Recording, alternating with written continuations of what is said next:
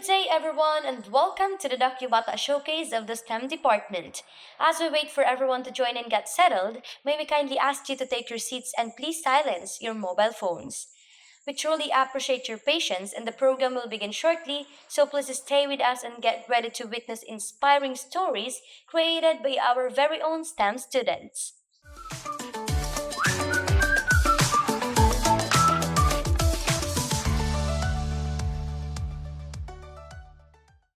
A pleasant and meaningful day to everyone present here today. Our respected school administrators, esteemed teachers, honored guests, proud parents, and fellow students. Today is not just an ordinary day. We are gathered here to celebrate creativity, teamwork, and purpose through the Dakubara showcase of the STEM department. Through the showcase, we will see how science, technology, and storytelling come together to educate, inspire, and give voice to meaningful advocacies. With that, let us now officially begin our showcase. To formally open our showcase, we will begin with a documentary film that captures local stories from within our community. Stories that reflect real experiences, genuine voices, and meaningful advocacies. The Docubata film highlights how storytelling can bring awareness to important issues and celebrate the people and experiences around us. With that, we proudly present our first documentary entry from Column 1. Let us all watch and be inspired by their Docubata film.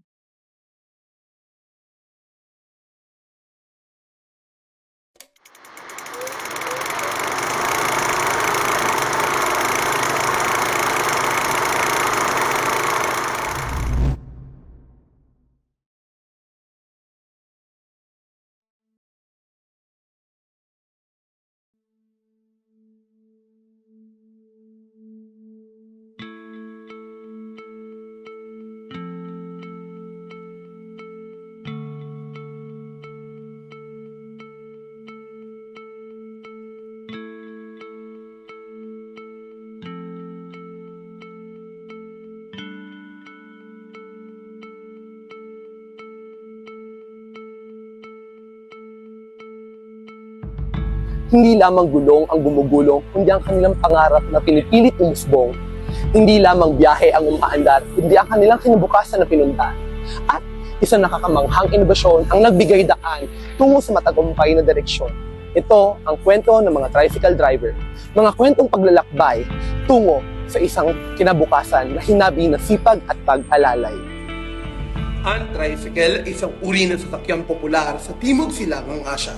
Ito ay isang uri ng dimotor na sasakyan mula sa Pilipinas na binubuo ng isang motorsiklo na nakakabit sa isang pampasaherong cab. Maliban sa mga jeepney, isa ito sa pinakakaraniwang paraan ng pampubliko o pribadong transportasyon sa Pilipinas. Dito sa bayan ng Pilar Sursogon, ang tricycle ay hindi lamang simpleng sasakyan. Ito ay ang kanilang hanap buhay, kabuhayan, at bahagi ng kanilang araw-araw sa karamihan ng ninirahan dito. Dito isinilang ang isang inobasyon na nagbigay pag-asa sa karamihan sa namamasada. Ang tawag dito ay ang back-to-back tricycle.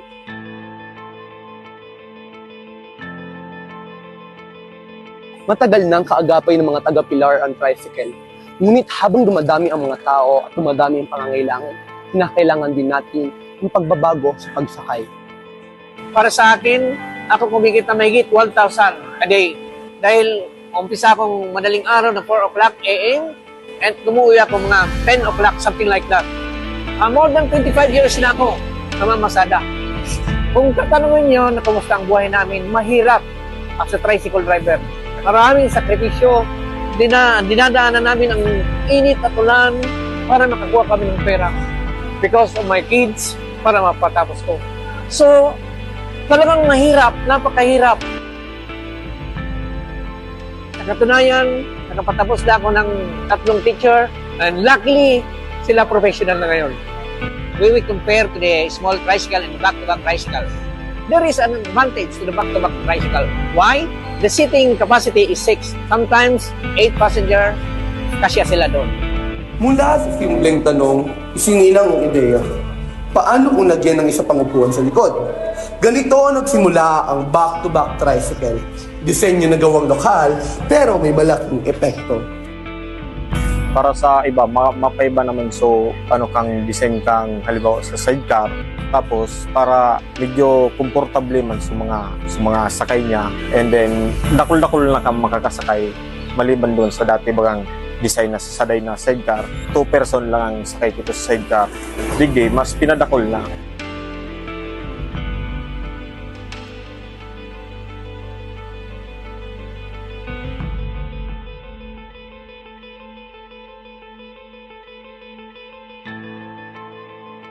Siyempre, hindi mawawala ang mga pagsubok. Mahal na gasolina, mga regulasyon at gastos sa pag-aayos. Pero sa kabila nito, ang back-to-back tricycle ay simbolo ng pagkakaisa at talino ng mga taga-Pilar. Siyempre, kaming nagigibo kaming sidecar, maugmamang kami na talagang naging na talaga siya. Siya nang disenyo kang pilar na iyo talaga, back-to-back talaga ang Kaya ang pakiramdam ko masaya ako. Dahil sa katunayan, nakapatapos ako ng 3 na 3 of my children are professional teacher at present. 2 panig ng bangko, 2 panig ng kwento. Sa Pilar, ang back-to-back tricycle ay isang patunay na ang simpleng inobasyon ay kayang magdala ng malaking pagbabago para sa pamilya, bayan at pamamayan.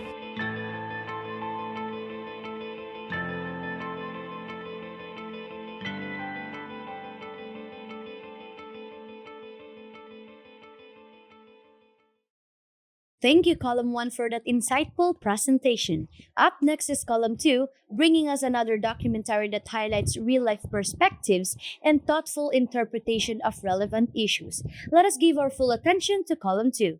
Please watch their film.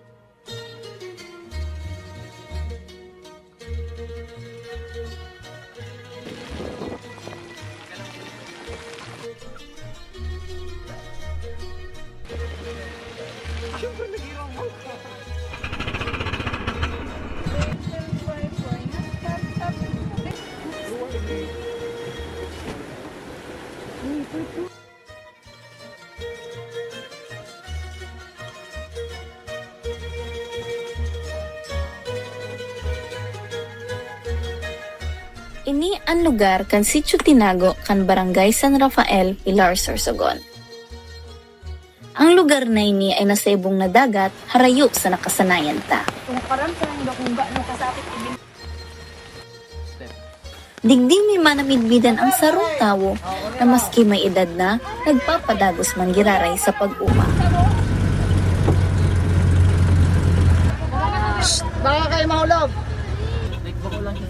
Sa panahon ngunyan, guro pirmi nalilingawan ang importansya kan sa tuyang mga paratanom, ang sa indang mga sakripisyo asin tigagibo para magpadagos ang buhay sa ibabaw kan daga. Kung kaya, muyaming ipabot ang sa indang halaga sa paagi kang documentaring ini.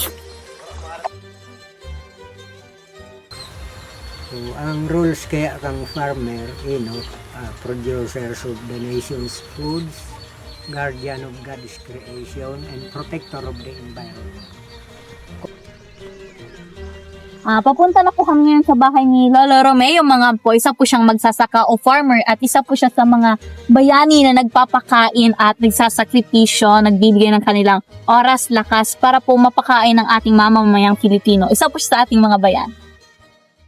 Maski mauran asin malipot ang panahon, mainit kaming sinabat ni Lolo Romeo sa iyang matuninong asin marambong na umahan. Sa palibot may ilingon sa iyang mga tanom asin mga makinarya na tigagamit sa iyang pag-uma. Ang pangaran ko po si Romeo B. Mangampo. Ang edad ko po na buhay po ako August 11, 1955. So, pang August 11, 73 years old na po ako. Ang address ko po, Sitio Tinago, Barangay San Rafael. Trabaho mo po? Ang trabaho ko po dati, master cutter sa tailoring, pero ngunyan farmer na ako.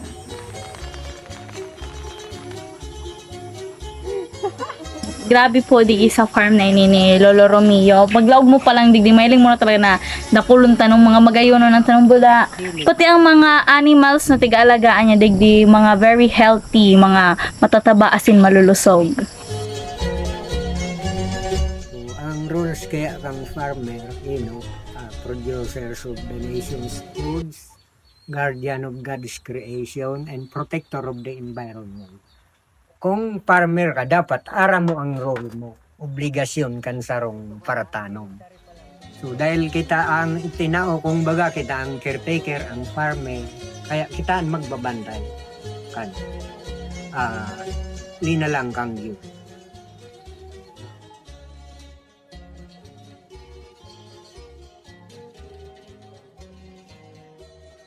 Grabe po talaga, bilib na bilib ako sa satuyang mga farmers. Sinda po talaga ang tigat sabit ang tunay na hero sa satuyang komunidad ta. Grabe po ang sakripisyo pala ninda kay na experience may naranasan mi. Nas grabing sakripisyo ninda, gabos na kusog, gabos na pawis, paghihirap, oras ninda, 3 taon ninda para lang may matanom sinda, may makaon ng satuyang komunidad.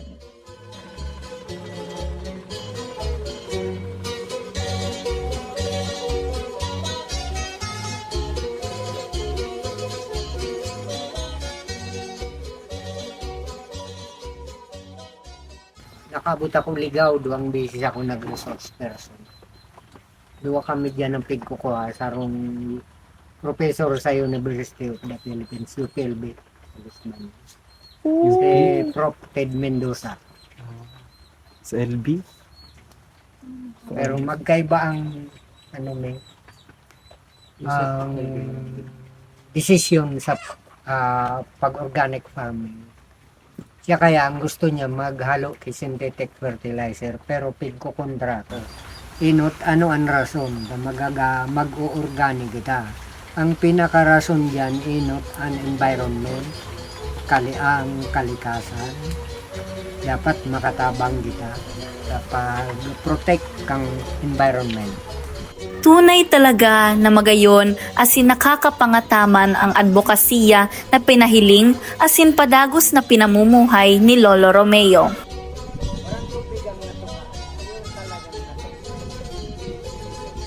Mas tinawan niya kidoon asin boses ang tunay na importansya kan tamang pagsasaka, tamang pangangalaga sa buhay sa ibabaw kan daga.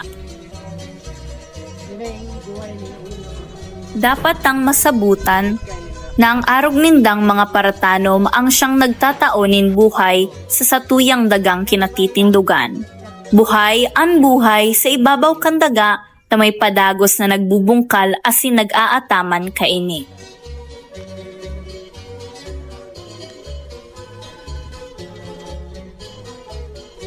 Pero bako lamang sinda ang nagtatanom asin nagpapakaon sa tuya. Sinda ang mga katiwala na patuloy na nakikipaglaban asin pinaglalaban ang satuyang kapaligiran. Kung arog pa sa tuya, magiiarog kita ni Lolo Romeo, kita magkakasararo, asin patuloy na makikipaglaban, kaya't ang pangalagaan sa tuyang kapaligiran, asin ang buhay sa ibabaw kan daga.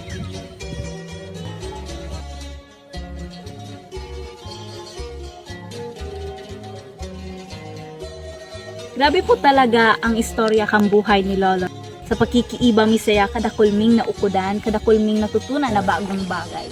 Ay, ito kasabay kayo sa may grade ka pag magayon na angat. Pero si Lolo Romeo, saro po siya sa mga bayani na nagpapakaon sa tuyang bayan. Siya po ang nagatanom as in nag-provide ng sa tuyang pagkaon sa bayan. Kaya nga ni may kasabihan na the man behind the plow is the man who feeds the world.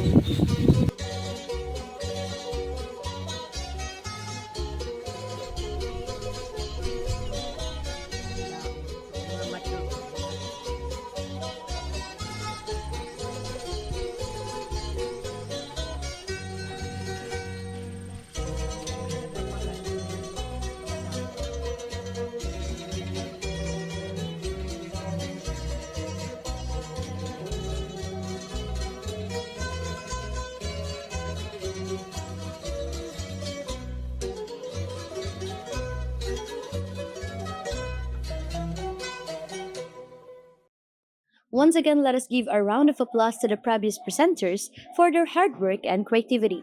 We now proceed to column 3 as they showcase their documentary entry, another product of collaboration, passion, and purpose. Let's watch their film.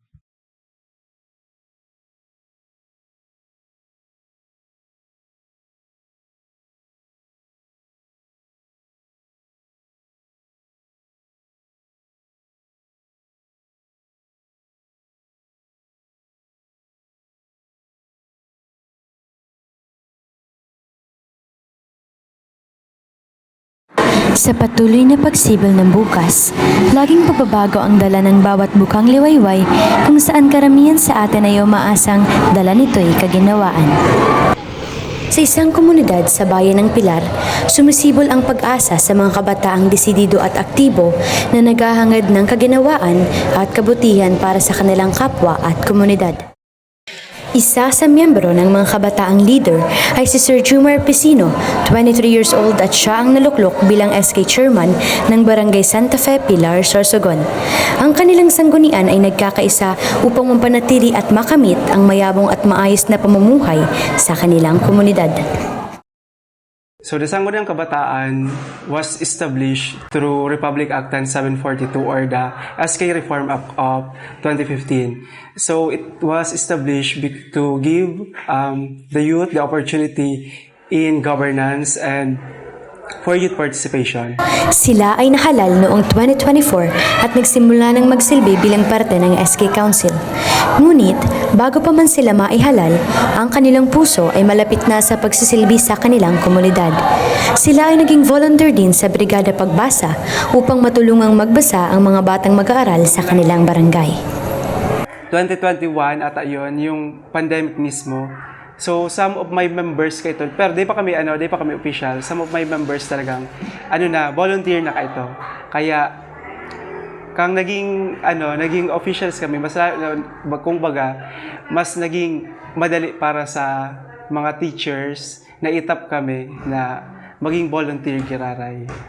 So the goals of the organization or the goal of the Sangguniang Kabataan is to promote the holistic development and empower the youth through different programs such as in health, education, sports, governance. This year, we focus naman on education, providing them a school supplies for high school, giving cash incentives to honor graduates in high school, senior high school, and college graduates.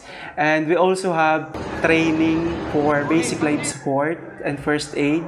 Last August, we had our activity about the Linggo ng Kabataan celebration. So, the Linggo ng Kabataan celebration focuses on the theme, which is local youth actions for SDGs and beyond. So, binigyan ng emphasis yung SDGs para at least maging aware yung mga kabataan na merong sustainable development goals na part sila sa paggawa ng solutions para ma-attain yung sustainable development goals. As SK Council, ang first namin kino-consider talaga is yung needs ng aming mga constituents or the youth. Their needs talaga yung parang core para makakreate kami ng project. So those concerns, mga needs, linalagay namin yan sa aming Comprehensive Barangay Youth Development Plan. Then after we craft that CBYDP, we also craft our annual youth investment program para doon na isali yung mga programs na dapat ma-achieve within this year para ma-address talaga yung primary needs ng ating mga youth. So I guess that the inspiration of my members to join the Sangguniang Kabataan is their passion in public service. So, yun talaga yung pinaka-main reason kung bakit sila nag-run, and nakita naman ng tao na dedicated sila sa pag-serve, kaya sila na-elect as a members of the Sangguniang Kabataan. So, the thing that SK helped me, yung about sa school supplies, na-reduce po yung pag-buy ko ng mga other school supplies because nag-provide na po sila ng mga materials and mga school supplies na needed ko sa school. I feel ko po is parang pinapahalagahan po nila kami, like they always take care of us kasi po, because of the school supplies and other things. And masaya po ako. Ang simpleng boses sa taksyon ng sanggunian ay naging himlayan ng pag-uswag at naging sanga ng paglaong.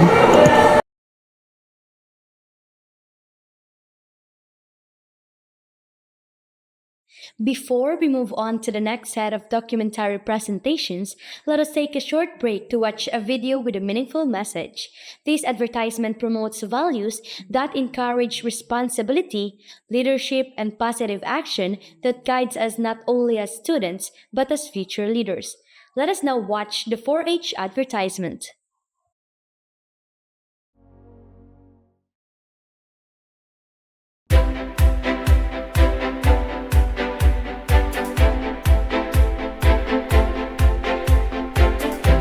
.4-H is where young Filipinos discover their purpose, develop their skills, and serve their communities with head, heart, hands, and health. On January 1902, Mr. Albert Graham introduced the 4-H Club and began in Clark County, Ohio.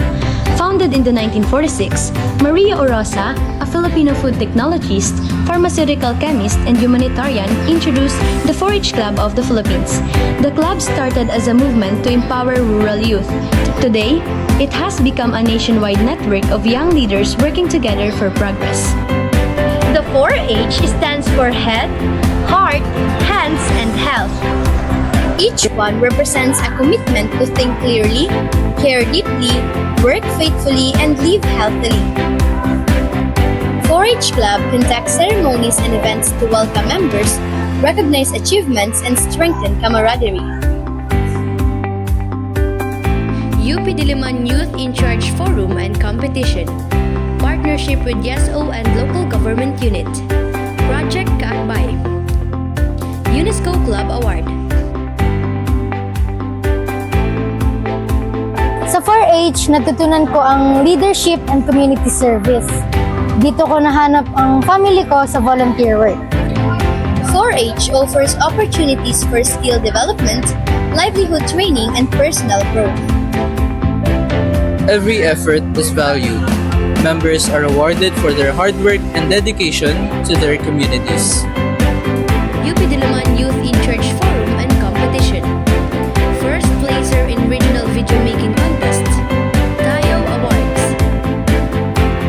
Featured at ABS-CBN. UNESCO Club Award. Regional Awards for 4-H Officers. 20th National Science Quest winners. Overall champion in Provincial 4-H Club Talents and Skills Competition. And 4-H National Convention.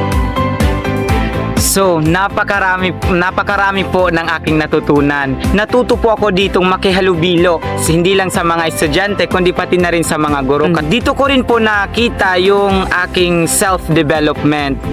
May kasabihan nga din sa Korea, as an agriculturist, the backbone of the economy is agriculture. And the man behind the plow, the man who feeds the world. Without the farmer, without the agriculture, means wala ko pagkaon. Mas naging confident ako makipag-usap sa tao at mamuno ng mga proyekto. Dahil sa 4-H, natuto ako magnegosyo at tumulong sa pamilya ko. These stories show that 4-H is more than a club. It is a journey toward a brighter future. Together, we can build communities of hope, knowledge, and service. Join the 4-H Club today and be part of a positive change. Tatak 4-H.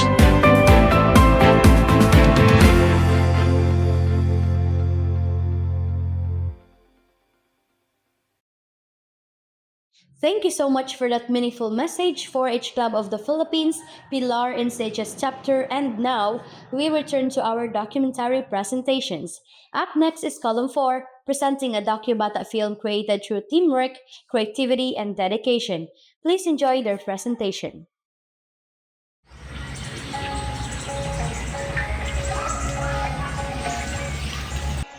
Sa puso ng ating kanayunan, nagsisimula ang lahat sa mga kamay ng magsasaka. Sila ang nagsisilbing haligi ng ating lipunan, nagbibigay ng pagkain sa bawat hapag. Sa patuloy na pagbabago ng mundo, sa kabila ng pag-usbong ng mga makabagong teknolohiya, may mga pamayanan pa rin na pag-iiwanan.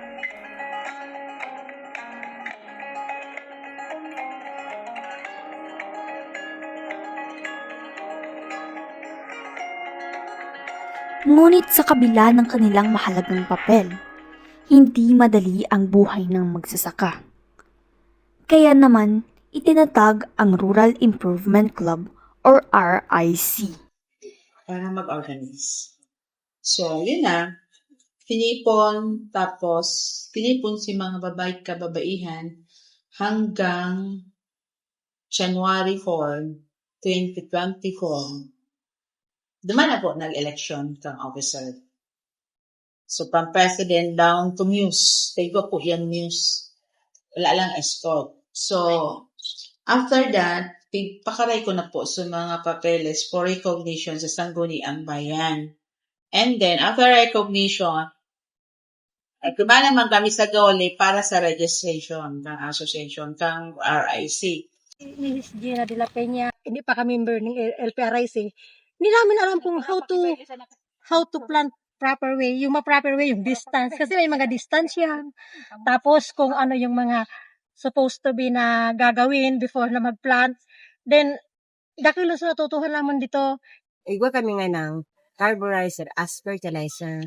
Yan ang ginagamit namin sa pag-fertilizer, pagtanom, yan na carburizer fertilizer. Para hindi na kami magagamit ng abono na natural fertilizer lang talaga ginagamit. Nakakita na naman ng China. Magayon talaga siya sa mga ganino. Dako na sa mga nakakakalsat. At hindi pa din kami yan. Dako nag-order. Wala pa itong hindi pa ako naging member ng LPRIC. Wala talaga akong work. Lang ako, housewife lang ako talaga. Then, nung magkaroon ng LPRIC, naging member na ako, yun, nakatabang yan sa akin kasi nagkaroon ako ng extra income as I said before na nagkaroon kami ng AISA. Pero aside from AISA yan, may mga produkto na kami na nagigain, nakukuha. Then, ang kuha naman, nakatabangan yun sa akin kasi yun na nga, di ba nagsinabi ko na dati na instead na bibili pa ako ng vegetables na pang-ulam namin, siyempre dyan ako nakakuha. Ang RIC o Rural Improvement Club ay isang organisasyon na naglalayong palakasin ang mga kababaihan at itaas ang kalidad ng agrikultura, kabuhayan at pag-unlad ng komunidad. Sa pamamagitan ng RIC, natuto ang mga magsasaka ng makabago at tamang paraan upang mas mapayabong pa ang kanilang kabuhayan.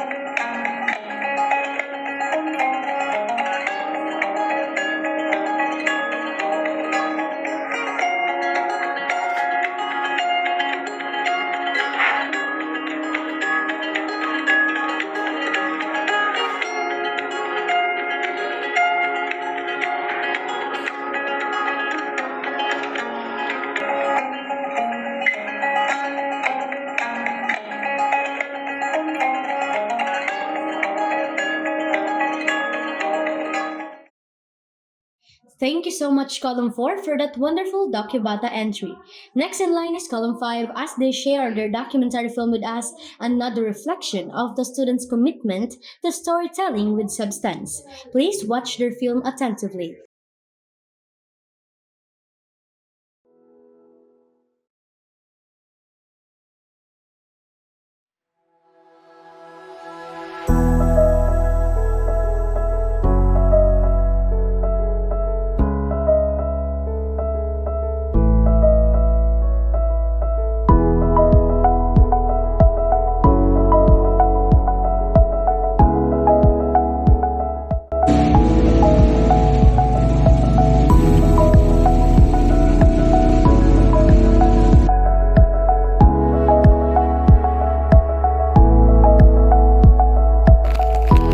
Bayan ng Pilar. Ano nga ba ang mayroon sa Bayan ng Pilar? Halina't ating tuklasin kung ano ang mayroon sa bayang mayaman sa kultura tulad ng pagsasaka, pangingisda at pagkakaisa, kung saan ang mga tao ay nagtutulungan at nagkakaisa sa mga programang ikauunlad ng bawat isa, tulad ng tupad na programang tumutulong sa pag-unlad ng komunidad.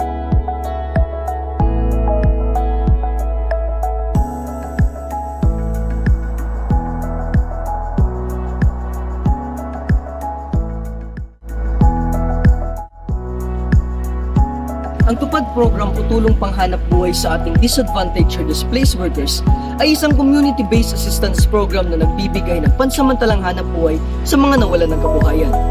Sa Pilar Sorsogon, sinisiguro ng Peso Pilar Agency na ang programang ito ay naipapaabot sa mga manggagawa at sa pamilyang higit na nangangailangan. Even after the payout, balik-balik pa din yung mga Tupad workers. They're no longer paid for that anymore. Yung extra time na binubuhos nila doon sa garden, it's no longer paid. It's out of their desire and commitment to make the garden work for the community. Yun ang na-inculcate namin na attitude.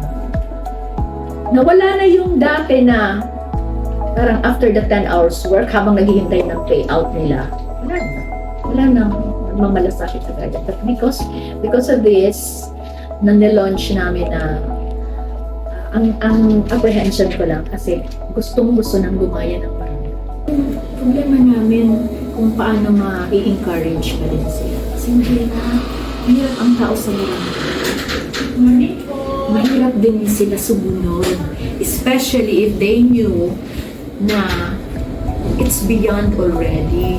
It's beyond what is in the project. Kasi sa project 10 days work lang yun.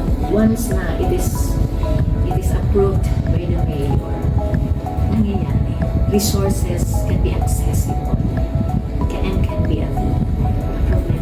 Tupad kasi is tulong panghanap buhay sa ating mga disadvantaged workers. Emergency employment siya. Hindi siya long term, pero ang laking tulong nito sa pamilya.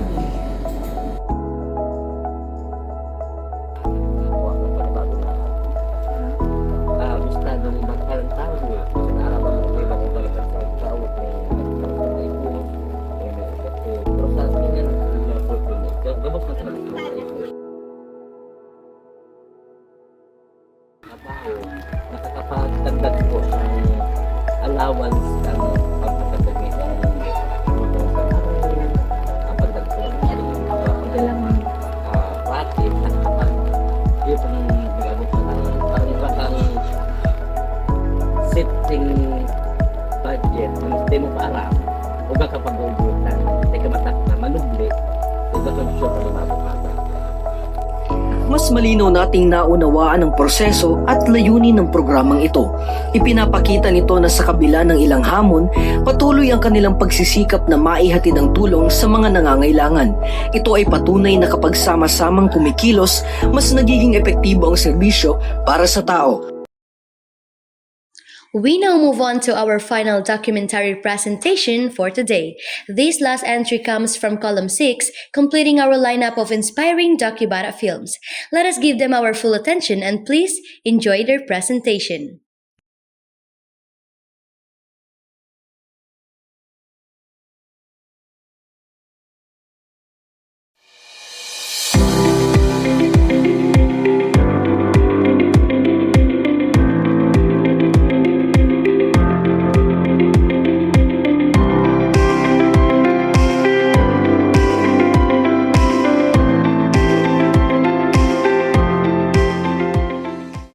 Ngayon na kung saan ng mga kabataan ay wala nang masyadong interes sa agrikultura, marami ang nangangarap maging doktor, piloto o maging sikat sa social media. Ngunit sa isang barangay sa bayan ng Pilar ay mayroong mas pinipiling tahakin ang daang hindi popular. Isang binatang binalikan ang lupang matagal nang nilimot. Hindi dahil wala siyang ibang pagpipilian, kundi dahil ito ang kanyang pinanindigan. Sa bawat hukbang sa pilapil, dala niya ang pangarap na hindi lang para sa sarili, kundi para sa buong bayan. Magandang hapon po sa inyong lahat. Ako po si Blandino P. Alvarez, 26 years old at nakatira sa Purok 2, Kalungay, Pilar, Sorsogon. Nagtanim siya hindi lang ng gulay, kundi ng kaalaman. Hindi lang siya magsasaka. Isa rin siyang tagapagturo sa mga kabataan kung paanong ang lupa ay hindi dapat kalimutan, kundi alagaan. Ang nagtulak sa akin para pumasok sa agriculture is tatlo. Enjoying the life, income, and foods. Kasi pag nag-enjoy ka sa agriculture is ma-provide mo yung income eh. Tapos, yung mga product mo is pwede mong i-sale or sa foods naman pwede mong kainin kasi free na din yun. Sa kanyang kwento, tao'y natututo na ang agrikultura ay hindi trabaho ng kahapon. Isa itong pangakong kayang bumuo ng kinabukasan. Ang kwentong sumasalamin sa likha lupa. Susunod na henerasyon ng mga kabataang magsasaka, mas sana hindi sila mawalan ng pag-asa na umangat kasi sa agriculture is magkakapera ka, libre kang pagkain mo, then subukan mo maging business-minded. Marikot na American pwede kang lemon. umangat kahit na isa kang magsasaka.